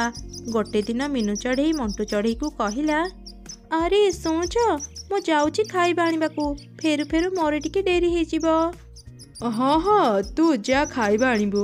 ମୋ ଦେହଟା ଟିକେ ଭଲ ଲାଗୁନି, ମୁଁ ଛୁଆମାନଙ୍କୁ ଜଗିଥିବି। ତମ ଦେହ ଭଲ ନାହିଁ? ତମେ କ'ଣ ଖାଇବ କୁହ, ମୁଁ ଆଣିଦେବି। ଯାହା ଆଣିଲେ ବି ଚଳିବ। କଥା କ'ଣ କି, ମୋ ଦେହ ଭଲ ନଥିଲେ ମୋତେ ଟିକେ ବେଶୀ ଭୋକ ଲାଗେ। ଘରେ ଆଉ ଖାଇବା ନାହିଁ, ମୁଁ ସବୁ ଖାଇବା ଖାଇ ଦେଇଛି। କ'ଣ ହେଲା? ତମେ ଛୁଆମାନଙ୍କ ଖାଇବା ବି ଖାଇ ଦେଇଛ? ହେ ଭଗବାନ, ଏବେ ତ ମୋତେ ବେଶୀ ଖାଇବା ଆଣିବାକୁ ପଡ଼ିବ। ଆଚ୍ଛା ହଉ, ତମେ ଛୁଆମାନଙ୍କ ପାଖରେ ଥାଅ, ମୁଁ ଏବେ ଖାଇବା ଆଣିଦେଉଛି। ଏମିତି କହି ମିନୁ ଚଢ଼େଇ ଖାଇବା ଖୋଜିବାରେ ଲାଗି ପଡ଼ିଲା। କିଛି ଦୂର ଗଲା ପରେ ସେ କିଛି ଖାଇବା ପାଇଗଲା। ସେ ଖାଇବା ଧରି ଘରକୁ ଫେରିଲା। ଆରେ ପିଲାମାନେ କୁଆଡ଼େ ଗଲ? ଆସ ଖାଇବ। ତମେମାନେ ସବୁ ଖାଅ, ମୁଁ ଆହୁରି ଖାଇବା ଆଣିଦେଉଛି। ସେତେବେଳେ ମଣ୍ଟୁ ଚଢ଼େଇ ବି ସେଠାକୁ ଆସିଗଲା। ସେ ବି ଛୁଆଙ୍କ ସହ ମିଶି ଖାଇବା ଆରମ୍ଭ କଲା। ଏବେ ତମ ଦେହ କେମିତି ଅଛି? ହଁ ହଁ, ଟିକେ ଭଲ ଅଛି, ହେଲେ ପୁରା ଭଲ ହେଇନି। ଆମ ବସାର ବହୁତ ଜାଗାରେ କଣା ହେଇଯାଇଛି। ବସା ସଜାଡ଼ିବା ପାଇଁ ଆମକୁ ଜଙ୍ଗଲ ବାହାରକୁ ଯାଇ ମୋଟା କାଠ ଆଣିବାକୁ ପଡ଼ିବ। ମୁଁ ସବୁ କାମ ଏକୁଟିଆ କରିପାରିବିନି, ତମକୁ ବି ମୋ ସାଙ୍ଗରେ ଯିବାକୁ ପଡ଼ିବ। ହଁ ହଁ, ମୁଁ ତ ସାଙ୍ଗରେ ଯିବି ଯେ, ହେଲେ ପ୍ରଥମେ ତୁ ଆରମ୍ଭ କର, ପଛରେ ମୁଁ ବି ତ ସାଙ୍ଗରେ ଯିବି। ଏମିତି ପ୍ରତିଦିନ ମଣ୍ଟୁ ଚଢ଼େଇ ବାହାନା କରି ଘରେ ରହି ଆରାମ କରୁଥିଲା। ମିନୁ ଚଢ଼େଇ ବହୁତ ପରିଶ୍ରମ କରି ନିଜ ପାଇଁ ଆଉ ତା ପରିବାର ପାଇଁ ଖାଇବା ଯୋଗାଡ଼ କରୁଥିଲା। ଦିନେ ମିନୁ ଚଢ଼େଇ ଖାଇବା ଆଣିବାକୁ ଜଙ୍ଗଲ ଭିତରକୁ ଯାଇଥିଲା। ସେହି ସମୟରେ ଗୋଟିଏ ଶିଆଳ ଜଙ୍ଗଲ ଭିତରକୁ ଆସିଲା। ସେ ମଣ୍ଟୁ ଚଢ଼େଇ ରହୁଥିବା ଗଛ ତଳକୁ ଯାଇ କହିଲା, ଆରେ ଶୁଣ ଶୁଣ, ଜଙ୍ଗଲର ରାଜା ଛୋଟ ଛୋଟ ପିଲାମାନଙ୍କ ଭବିଷ୍ୟତ ପାଇଁ ଏକ ସୁନ୍ଦର ଯୋଜନା ବନେଇଛନ୍ତି। ଯାହାର ବି ଯେତଟା ଛୁଆ, ପ୍ରତ୍ୟେକ ମାସ ସେମାନଙ୍କୁ ସେତଟି ଗହମ ଦାନାର ବସ୍ତା ମିଳିବ। ରାଜା ମୋତେ ଛୁଆମାନଙ୍କୁ ଗଣିବା ପାଇଁ ପଠେଇଛନ୍ତି। ଯାହାର ଯେତଟା ଛୁଆ ମୋତେ କହିଦିଅ, ମୁଁ ରାଜାଙ୍କୁ ଜଣେଇଦେବି। ଆରେ ବା ଶିଆଳ ଭାଇ, ଏଇଟା ତ ବହୁତ ଭଲ ଯୋଜନା। ମୋର 2ଟି ଛୁଆ।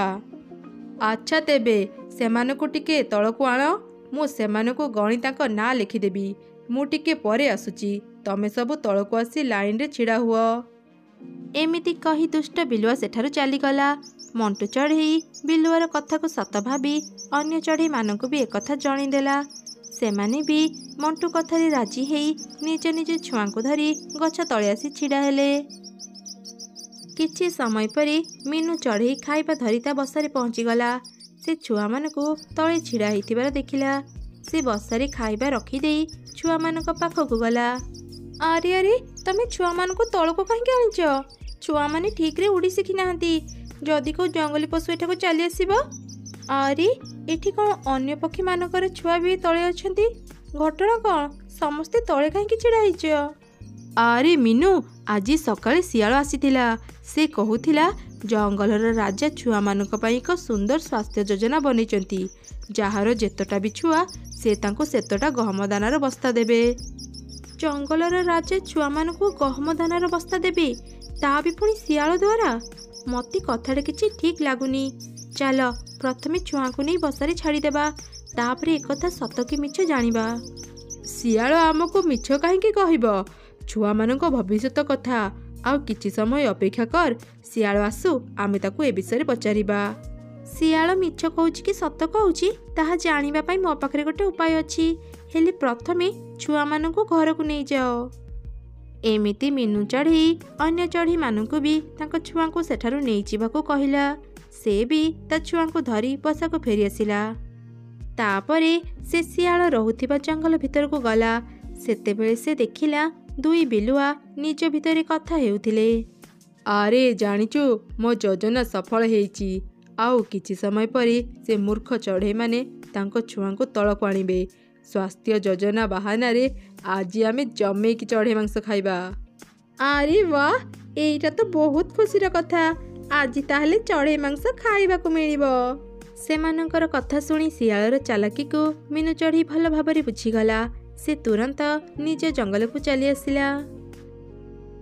ମିନୁ ଚଢ଼େଇ ସବୁ ଚଢ଼େଇଙ୍କୁ ଆଉ ତା ସାଙ୍ଗ ମାଙ୍କଡ଼କୁ ଶିଆଳର କଥା ଜଣେଇଲା। ମାଙ୍କଡ଼ ଏସବୁ ଜାଣି ଖୁବ୍ ରାଗିଗଲା। ସେ ଶିଆଳର ଏତେ ସାହସ! ଜଙ୍ଗଲର ରାଜାଙ୍କ ନାଁରେ ମିଛ କହି ଆମ ଛୁଆମାନଙ୍କର କ୍ଷତି କରିବାକୁ ଚାହୁଁଛି। ମୁଁ ଏବେ ହିଁ ସିଂହରାଜାଙ୍କ ପାଖକୁ ଯାଉଛି ଆଉ ତାଙ୍କୁ ଶିଆଳର ସବୁ କଥା କହିବି। ଆରେ ସାଙ୍ଗ, ସେ ଦୁଷ୍ଟ ଶିଆଳକୁ ଉଚିତ ଶିକ୍ଷା ଦେବା ପାଇଁ ମୋ ପାଖରେ ଗୋଟେ ଉପାୟ ଅଛି। କ'ଣ ଉପାୟ ଅଛି କହ? ସେଇ ଯୋଉ ଘର ଦେଖୁଛୁ, ଆମେ ଶିଆଳକୁ ସେ ଘର ଭିତରକୁ ନେଇ ତାକୁ ସେଠି ବନ୍ଦ କରିଦେବା। ବୁଝିଗଲି, ତୁ କ'ଣ କହୁଛୁ। ଚାଲ ଆମେ ଏବେ ଆମ କାମରେ ଲାଗି ପଡ଼ିବା। କିଛି ସମୟ ପରେ ଦୁଇ ବିଲୁଆ ସେ ଜଙ୍ଗଲକୁ ଆସିଲେ। ମିନୁ ଚଢ଼େଇ ଆଉ ମାଙ୍କଡ଼ ସେମାନଙ୍କୁ ଅପେକ୍ଷା କରିଥିଲେ। ଆରେ ଆପଣମାନେ ଆସିଗଲେ। ସିଂହରାଜାଙ୍କ ଯୋଜନା ଆମ ସବୁ ଚଢ଼େଇଙ୍କୁ ଭଲ ଲାଗିଲା। ସେ ପାଖ ଘରେ ଆମର ସବୁ ଛୁଆ ବସିଛନ୍ତି। ଆପଣ ଘର ଭିତରକୁ ଯାଆନ୍ତୁ ଆଉ ସେମାନଙ୍କୁ ଗଣି ତାଙ୍କ ନାଁ ଲେଖିଦିଅନ୍ତୁ। ଭଲ କରିଛ। ତମେମାନେ ଆମ କାମକୁ ଆହୁରି ସହଜ କରିଦେଲ। ଠିକ୍ ଅଛି, ଆମେ ଏବେ ଭିତରକୁ ଯାଉଛୁ। ତମେ ସମସ୍ତେ ବାହାରେ ଥାଅ। ଛୁଆଙ୍କ ନାଁ ଲେଖା ସରିଲେ ମୁଁ ସମସ୍ତଙ୍କୁ ଭିତରକୁ ଡାକିବି। ସବୁ ଚଢ଼େଇ ଏକଥାରେ ରାଜି ହେଇଗଲେ। ଯେମିତି ଦୁଇ ଶିଆଳ ଘର ଭିତରକୁ ଗଲେ, ମାଙ୍କଡ଼ ଆଉ ମିନୁ ଚଢ଼େଇ ମିଶି ଘରର କବାଟକୁ ବାହାର ପଟୁ ବନ୍ଦ କରିଦେଲେ। ଭିତରେ ତ ଚଢ଼େଇ ଛୁଆ ନାହାନ୍ତି, ତମେମାନେ କବାଟ କାହିଁକି ବନ୍ଦ କଲ? ଭିତରେ ବହୁତ ଅନ୍ଧାର ହେଇଛି। ଏ ଘରେ ଝରକା ବି ନାହିଁ। ଆମକୁ କିଛି ବି ଦେଖାଯାଉନି। କବାଟ ଖୋଲ, ଆମକୁ ଏଠାରୁ ଯିବାକୁ ଦିଅ। ଆମେ ଆଉ କେବେ ବି ଏଠାକୁ ଆସିବୁନି। ଆମ ଛୁଆମାନଙ୍କୁ ମାରିବାକୁ ଚାହୁଁଥିଲ ନା? ଏଇଟା ତମମାନଙ୍କ ପାଇଁ ଠିକ୍ ଶାସ୍ତି। ହଁ, ତମମାନଙ୍କ ସ୍ୱାଗତ ପାଇଁ ଆମେ ଭିତରେ କଙ୍କଡ଼ା ବିଛା ଆଉ ସାପ ରଖିଦେଇଛୁ। ଏବେ ଆରାମରେ ତମେ ସେମାନଙ୍କର ନାଁ ଲେଖ ଆଉ ତାଙ୍କ ସାଙ୍ଗରେ ରୁହ। କ'ଣ ହେଲା? କଙ୍କଡ଼ା ବିଛା ଆଉ ସାପ? ସେମାନେ ଆମକୁ ମାରିଦେବେ। ଦୟାକରି ଆମକୁ ଛାଡ଼ିଦିଅ। ଆମକୁ ଏଠି କିଛି ବି ଦେଖାଯାଉନି। ଚଢ଼େଇ ଆଉ ମାଙ୍କଡ଼ ସେମାନଙ୍କ କଥା ଶୁଣିଲେନି। ସେମାନେ ଶିଆଳମାନଙ୍କୁ ସବୁଦିନ ପାଇଁ ସେ ଘରେ ବନ୍ଦ କରି ନିଜ ନିଜ ଘରକୁ ଚାଲିଗଲେ। ଏମିତି ସେ ଦୁଷ୍ଟ ଦୁଇ ଶିଆଳ ଉଚିତ ଶିକ୍ଷା ପାଇଲେ। ବହୁତ ଦିନ ତଳେ ଭୀମପୁର ନାମରେ ଗୋଟିଏ ରାଜ୍ୟ ଥିଲା। ରାଜା ଚନ୍ଦ୍ରସେନ ସେଠାରେ ରାଜୁତି କରୁଥିଲେ। ତାଙ୍କର ଗୋଟିଏ ବୋଲି ପୁଅ ବିକ୍ରମ। ରାଜକୁମାର ବିକ୍ରମଙ୍କର 3ଟି ସାଙ୍ଗ ଥିଲେ, ଗୋପାଳ, ମାଧବ ଆଉ ମୋହନ। ଗୋପାଳ ଜଣେ ଗାଈ ଯୋଗାଳିର ପୁଅ ଥିଲା। ମାଧବ ଜଣେ କୁମ୍ଭାର ପିଲା ଥିଲା ଆଉ ମୋହନ ରାଜ ରୋଷିଆର ପୁଅ ଥିଲା। ସେ 4 ଜଣ ଖୁବ୍ ଭଲ ସାଙ୍ଗ ଥିଲେ। ହେଲେ ରାଜା ରାଜକୁମାରଙ୍କ 3 ସାଙ୍ଗଙ୍କୁ ଜମାରୁ ପସନ୍ଦ କରୁନଥିଲେ। ରାଜା ସବୁବେଳେ ରାଜକୁମାରଙ୍କୁ ସେ 3 ଜଣଙ୍କ ସହ ମିଶିବା ପାଇଁ ମନା କରୁଥିଲେ। ଦିନେ ରାଜକୁମାର ବିକ୍ରମ କାହାକୁ କିଛି ନ ଜଣେଇ ତାଙ୍କ 3 ସାଙ୍ଗଙ୍କ ସହ ଜଙ୍ଗଲକୁ ବୁଲିବା ପାଇଁ ଚାଲିଗଲେ। ବୁଲୁ ବୁଲୁ ସନ୍ଧ୍ୟା ହେଇଗଲା। ସେ 4 ଜଣ ଜଙ୍ଗଲର ବହୁତ ଭିତରକୁ ଚାଲି ଯାଇଥିଲେ। ରାତି ହେବା ପରେ ହଠାତ୍ ଗୋଟିଏ ଭୟଙ୍କର ଭୂତ ସେ 4 ସାଙ୍ଗଙ୍କ ପଛରେ ପଡ଼ିଗଲା। ଭୟରେ 4 ସାଙ୍ଗ ଏପଟ ସେପଟ ହେଇ ଦୌଡ଼ିଲେ। ସେମାନେ ଘରକୁ ଫେରିବା ରାସ୍ତା ପାଇଲେନି। କିଛି ଦୂର ଦୌଡ଼ିଲା ପରେ ରାଜକୁମାର ତାଙ୍କ 3 ସାଙ୍ଗଙ୍କଠୁ ଅଲଗା ହେଇଗଲେ। କିଛି ସମୟ ପରେ ସକାଳ ହେଇଗଲା। ଭୂତ ସେମାନଙ୍କ ପଛ ଛାଡ଼ିଦେଲା ଆଉ ସେଠାରୁ ଗାୟବ ହେଇଗଲା। ହଠାତ୍ ସେ 3 ସାଙ୍ଗ ଦେଖିଲେ ରାଜକୁମାର ବିକ୍ରମ ତାଙ୍କ ସାଙ୍ଗରେ ନାହାନ୍ତି। ଆରେ ରାଜକୁମାର ବିକ୍ରମ କୁଆଡ଼େ ଗଲେ? କେଜାଣି ସାଙ୍ଗ, ସେ ବି ତ ଆମ ସାଙ୍ଗରେ ଦୌଡ଼ୁଥିଲେ।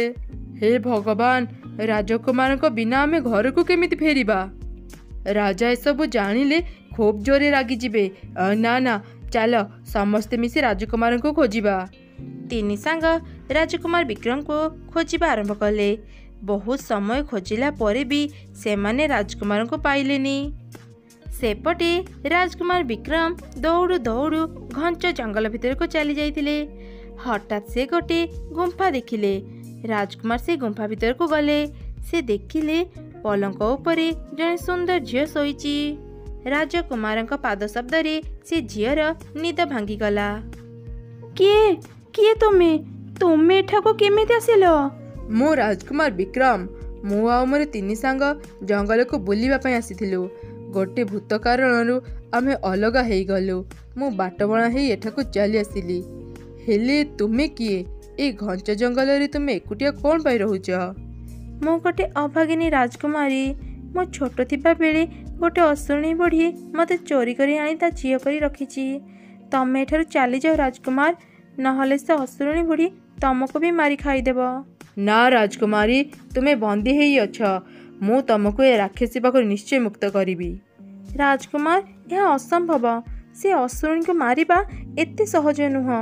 ତମ ପରି ବହୁତ ଲୋକ ଏଠାକୁ ଆସି ଏଭଳି ଚେଷ୍ଟା କରିଥିଲେ, ହେଲେ ସେମାନଙ୍କୁ ସେ ଅଶୁଣୀ ବୁଢ଼ୀ ମାରି ଖାଇଦେଲା।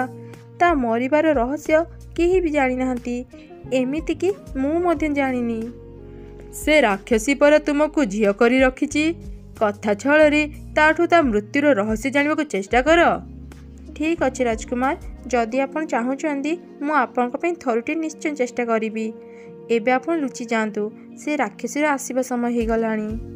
ରାଜକୁମାର ଗୋଟେ ପଥର ପଛପଟେ ଲୁଚିଗଲେ। କିଛି ସମୟ ପରେ ସେ ବୁଢ଼ୀ ଅଶୁରୁଣୀ ତା ଗୁମ୍ଫାକୁ ଫେରିଲା। ମଣିଷ ଗନ୍ଧ ହେଉଛି, ଏଠି କିଏ ଅଛି? ମଣିଷ? ଏଠି ମୋ ଛଡ଼ା ଆଉ କିଏ ଅଛି? ନା, ମୁଁ ତ ଗନ୍ଧ ଜାଣେ। ଏଠି ଆଉ କିଏ ଅଛି? ମୁଁ ତାକୁ ଖାଇବି। ବୁଢ଼ୀ ହେଲୁଣି ତୁ, ତୋ ନାକ କାନ ମୁଣ୍ଡ ଆଉ କାମ କରୁନି, ଖାଲିଟାରେ ବାଉଳି ହେଉଛୁ। ଦେଖିଲୁ ତୋ ଗୋଡ଼ ଟିକେ ଦେଖା, ମୁଁ ଟିକେ ମୋଡ଼ି ଦିଏ। ବୁଲି ବୁଲି ଥକି ଯାଇଥିବୁ। ଆଲୋ, ତୁମର କେତେ ଧ୍ୟାନ ରଖୁଛୁ। ରଖିବିନି କେମିତି କହିଲୁ? ତୋ ଛଡ଼ା ମୋର ଆଉ କିଏ ଅଛି? ତୁ ସବୁଦିନ ଜଙ୍ଗଲକୁ ଯାଇ ବୁଲୁଛୁ। ବେଳେ ବେଳେ ମୋତେ ଭାରି ଭୟ ଲାଗେ। ଯଦି ତୋର କିଛି ହେଇଯିବ, ମୋ କଥା କିଏ ବୁଝିବ? ତୁ ସେଥିପାଇଁ ଜମାରୁ ବ୍ୟସ୍ତ ହେ ନାହିଁ। ମୋତେ ମାରିବା ଏତେ ସହଜ ନୁହଁ। ମୋ ଜୀବନ ପରା ମୋ ପାଖରେ ନାହିଁ। ଥାଉ ତୋର ସେ ଶୁଖିଲା ପ୍ରେମ। ଆଚ୍ଛା, ତୁ ତ ମୋତେ ଆଗରୁ ଏ କଥା କେବେ କହିନଥିଲୁ? ଓ, ଏଇ କଥା ପାଇଁ ରାଗୁଛୁ? ଏଇ ଯୋଉ କବାଟ ଦେଖୁଛୁ, ତା ଭଳି ଆହୁରି 7ଟି କବାଟ ଅଛି। ତା ଭିତରେ ଗୋଟେ ଧଳା ମେଣ୍ଢା ଅଛି। ତାରି ଭିତରେ ପରା ମୋ ଜୀବନ ଅଛି। ଆଚ୍ଛା, ହେଲେ ଯଦି ସେ ମେଣ୍ଢା ଖାଇବାକୁ ନ ପାଇ ମରିଯିବ, ତାହେଲେ ତୁ ବି ତ? ଆଲୋ ନାଇଁ, ମୁଁ ପରା ମଝିରେ ମଝିରେ ସେ ଘର ଭିତରକୁ ଯାଇ ମେଣ୍ଢାକୁ ତା ଖାଇବା ରଖିଦେଇ ଆସେ। ମୁଁ ସେ ମେଣ୍ଢାକୁ ତାଲା ପକେଇ ଚାବି ମୋ ପାଖରେ ରଖିଛି। ତା ପାଖକୁ ଯିବା ଏତେ ସହଜ ନୁହଁ। ହଁ ଯେ, ହେଲେ ତୁ ତ ସବୁବେଳେ ଜଙ୍ଗଲରେ ବୁଲୁଛୁ। ଯଦି କେବେ ସେ ଚାବି ହଜିଗଲା, ତାହେଲେ ତ କଥା ସଇଲା। ହଁ ଲୋ, ତୋର କେତେ ବୁଦ୍ଧି କିଲୋ। ମୁଁ ତ ଏକଥା ଭାବିନଥିଲି। ହଉ, ଆଜିଠୁ ଏ ଚାବି ତୁ ସମ୍ଭାଳିକି ରଖ। ଏମିତି କହି ସେ ବୁଢ଼ୀ ଅଶୁରୁଣୀ ରାଜକୁମାରୀଙ୍କୁ ଚାବି ଦେଇ ଶୋଇପଡ଼ିଲା। ସୁଯୋଗ ଦେଖି ରାଜକୁମାରୀ ଚାବି ନେଇ ରାଜକୁମାରଙ୍କୁ ଦେଇଦେଲେ। ରାଜକୁମାର ବିକ୍ରମ 7ଟି ଘରର ଦ୍ୱାର ଖୋଲି ସେ ମେଣ୍ଢା ପାଖରେ ପହଞ୍ଚିଲେ। ତାକୁ ମାରିବାକୁ ଯିବା ସମୟରେ ଅଶୁରୁଣୀ ବୁଢ଼ୀର ନିଦ ଭାଙ୍ଗିଗଲା। ସେ ତୁରନ୍ତ ସେ ମେଣ୍ଢା ପାଖରେ ପହଞ୍ଚିଗଲା। ଆରେ, ତୁ ଏ କ'ଣ କରୁଛୁ? ନାଇଁ ନାଇଁ, ତୁ ସେ ମେଣ୍ଢାକୁ ମାରନି। ହେଲେ ରାଜକୁମାର ବିକ୍ରମ ସେ ଅଶୁରୁଣୀ ବୁଢ଼ୀର କଥା ନ ଶୁଣି ଏକାଥରକେ ସେ ମେଣ୍ଢାକୁ ମାରିଦେଲେ। ଅଶୁରୁଣୀ ବୁଢ଼ୀର ବି ମୃତ୍ୟୁ ହେଇଗଲା। ମରିବା ପୂର୍ବରୁ ସେ ଅଶୁରୁଣୀ ବୁଢ଼ୀ ରାଜକୁମାର ବିକ୍ରମଙ୍କ ଉପରେ ଗୋଟେ କଳା ଯାଦୁ କରିଦେଲା। ରାଜକୁମାର ବିକ୍ରମ ଗୋଟେ ପଥର ମୂର୍ତ୍ତି ପାଲଟି ଗଲେ। ଏସବୁ ଦେଖି ରାଜକୁମାରୀ ବହୁତ ମନ ଦୁଃଖ କଲେ। ସେ ରାଜକୁମାରଙ୍କ ମୂର୍ତ୍ତିକୁ ଧରି ସେ ଗୁମ୍ଫାରୁ ବାହାରି ଆସିଲେ। କିଛି ବାଟ ଚାଲିଲା ପରେ ରାଜକୁମାରୀ ଥକିଗଲେ। ସେ ଗୋଟେ ଗଛ ମୂଳେ ଛିଡ଼ା ହେଲେ। ରାଜକୁମାରୀ ମନ ଦୁଃଖରେ ବହୁତ କାନ୍ଦୁଥିଲେ। ସେତେବେଳେ ସେ ରାସ୍ତା ଦେଇ ଜଣେ କାଠୁରିଆ ଯାଉଥିଲା। ସେ ରାଜକୁମାରୀଙ୍କ କାନ୍ଦ ଦେଖି ତାଙ୍କ ପାଖକୁ ଗଲା। ଆରେ ଝିଅ, କିଏ ତୁ? ଏଠାରେ ଏମିତି ଛିଡ଼ା ହେଇ କାନ୍ଦୁଛୁ କ'ଣ ପାଇଁ? ରାଜକୁମାରୀ ତାଙ୍କୁ ସବୁ ଘଟଣା କହିଲେ। ସେ କାଠୁରିଆ ରାଜକୁମାରୀଙ୍କୁ ତା ଘରକୁ ନେଇଗଲା। ଝିଅ, ତୁ ଯେତେ ଦିନ ଚାହିଁବୁ ଏଠାରେ ରହିପାରିବୁ। ଏଠି ତୋର କିଛି ଅସୁବିଧା ହେବ ନାହିଁ। ମୁଁ ଯାଉଛି, ରାଜାଙ୍କୁ ଏ ଖବର ଦେବି। ଏମିତି କହି କାଠୁରିଆ ସେଠାରୁ ଚାଲିଗଲା। କିଛି ଘଣ୍ଟା ବିତିଯିବା ପରେ ରାଜକୁମାରଙ୍କ ତିନି ସାଙ୍ଗ ସେ ଘର ପାଖରେ ପହଞ୍ଚିଲେ। ଆଉ ସେ ଘରର କବାଟ ବାଡ଼େଇଲେ। ରାଜକୁମାରୀ ବାହାରକୁ ଆସିଲେ। ଏଠି ଗୋଟେ ଘର ଦେଖି ଆମେ ଏଠାକୁ ଚାଲି ଆସିଲୁ। ଆମେ ବହୁତ ଦିନ ହେଲା କିଛି ଖାଇନୁ। କ'ଣ ଆମକୁ କିଛି ଖାଇବାକୁ ମିଳିବ? ରାଜକୁମାରୀ ସେମାନଙ୍କୁ ଘର ଭିତରକୁ ନେଇଗଲେ ଆଉ ତାଙ୍କ ପାଇଁ ଖାଇବା ବାଢ଼ିଲେ। ହଠାତ୍ ଗୋପାଳର ନଜର ରାଜକୁମାରଙ୍କ ପଥର ମୂର୍ତ୍ତି ଉପରେ ପଡ଼ିଲା। ଆରେ ସାଙ୍ଗମାନେ ଦେଖ, ଏ ମୂର୍ତ୍ତି ଆମ ରାଜକୁମାର ବିକ୍ରମଙ୍କ ପରି ଦେଖାଯାଉଛି ନା? କ'ଣ ଆପଣମାନେ ରାଜକୁମାର ବିକ୍ରମଙ୍କୁ ଜାଣନ୍ତି? ହଁ, ସେ ଆମ ସାଙ୍ଗ। ଜଙ୍ଗଲରେ ଆମେ ବାଟବଣା ହେଇ ଅଲଗା ହେଇଯାଇଥିଲୁ। ଗୋଟେ ବୁଢ଼ୀ ଅଶୁଣୀ ପାଖରେ ମୋତେ ମୁକ୍ତ କରିବାକୁ ଯାଇ ଆଜି ରାଜକୁମାରଙ୍କର ଏହି ଅବସ୍ଥା। ମୁଁ ଜାଣିପାରୁନି ରାଜକୁମାରଙ୍କୁ ଏ ଅଭିଶାପରୁ କେମିତି ମୁକ୍ତ କରିବି। ଏମିତି ରାଜକୁମାରୀ ସେ ତିନି ଜଣଙ୍କୁ ସବୁ ଘଟଣା କହିଲେ। ଆପଣ ଚିନ୍ତା କରନ୍ତୁନି ରାଜକୁମାରୀ। ଆମେ ତିନି ସାଙ୍ଗ ରକ୍ତ, ମାଂସ ଆଉ ହାଡ଼ର ବିଦ୍ୟା ଜାଣିଛୁ। ଆମେ ରାଜକୁମାରୀଙ୍କୁ ତାଙ୍କ ପୂର୍ବ ଅବସ୍ଥାକୁ ଫେରାଇ ଆଣିପାରିବୁ। ଏମିତି କହି ତିନି ସାଙ୍ଗ କିଛି ମନ୍ତ୍ର ପଢ଼ିଲେ। ରାଜକୁମାର ତାଙ୍କ ପୂର୍ବ ରୂପକୁ ଫେରି ଆସିଲେ। ରାଜକୁମାର ତାଙ୍କ ତିନି ସାଙ୍ଗଙ୍କୁ ଭେଟି ଖୁବ୍ ଖୁସି ହେଇଗଲେ। ସେତେବେଳକୁ ରାଜା ମଧ୍ୟ କାଠୁରିଆ ସାଙ୍ଗରେ ସେଠାରେ ପହଞ୍ଚିଗଲେ। ରାଜା ଯେତେବେଳେ ସବୁ କଥା ଜାଣିଲେ, ସେ ସମସ୍ତଙ୍କୁ ସସମ୍ମାନରେ ରାଜମହଲକୁ ଫେରାଇ ଆଣିଲେ। ରାଜା ବିକ୍ରମ ଆଉ ରାଜକୁମାରୀଙ୍କ ବାହାଘର କରିଦେଲେ। ରାଜା ରାଜକୁମାରଙ୍କ ତିନି ସାଙ୍ଗ ଉପରେ ବହୁତ ଖୁସି ଥିଲେ। ସେ ରାଜକୁମାରଙ୍କ ତିନି ସାଙ୍ଗଙ୍କୁ ରାଜ ଦରବାରରେ ଚାକିରି ଦେଲେ।